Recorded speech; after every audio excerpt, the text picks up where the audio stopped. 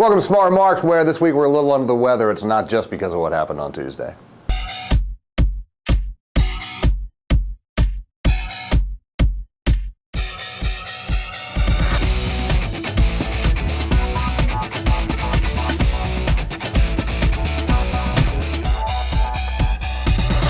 So it was a Republican tsunami on Tuesday. The Democrats managed to keep the Senate, but the GOP took at least 60 seats in the House of Representatives, and if you look at the map, it's a virtual sea of red. Now, this comes as no surprise. We said on this program last week that the public is angry that Democrats have failed to turn the economy around, so naturally they're going to turn to the other party and give them a shot.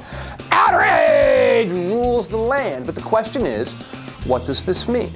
In terms of partisan politics, it almost certainly means that the House is going to spend the next 2 years launching investigations of Obama as they try to bring him down in advance of the 2012 presidential election. But economically, what it means is that we're probably going to be transitioning away from an era of government assistance in an attempt to resuscitate the economy to an era where government does significantly less. The broad consensus out there seems to be that the stimulus didn't work, although almost no one ever asked what this country might look like had there been no stimulus. Well, we might find this out because there's no way another one's going to get through this new Republican Congress. Republicans who for so long have talked about spending cuts now are actually going to have to propose some.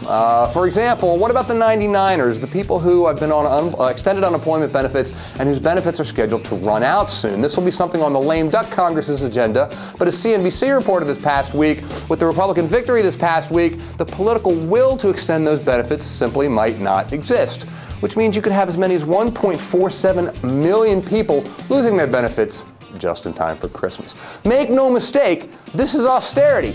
And this is what the country voted for on Tuesday. The GOP also, for example, talks about getting government out of the housing market. In theory, that's a laudable goal, but the reality is, were it not for government intervention in the housing market, there would be no housing market. Prices would have fallen farther than they already have, and so the conservative line is that the housing ought to be able to find a bottom and grow organically from there. That's fine, but just where is that bottom, and what does that do to the purchasing power of every homeowner in the United States of America?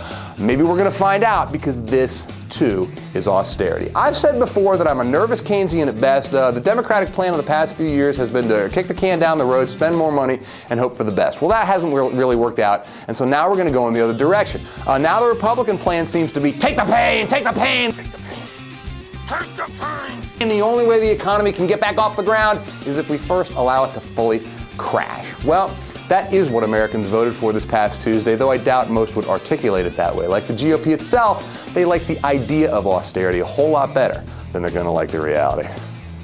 What will you get rid of in the government to pay for the tax cuts? Yes, amazing thing. Cut federal spending. Yeah, what? And every year, let me tell you how you do this. And our states have done this very successfully, and we need to learn from them. It's across-the-board spending cuts. And every year, Social Security, Medicare, cut all those, cut defense, cut all those. You said across the board. Discretionary across the board. You okay, defense, Social Security, spending. Medicare, Medicaid. You cut everything across the board. That is not what I said. That's not what I said. I said you start with discretionary spending, and you do across-the-board cuts. Right, okay. Discretionary spending includes defense spending. Would you cut defense across the board as well as domestic spending? No, you do not cut defense, and you don't so cut it's not really Homeland across the Security. board because you've excluded.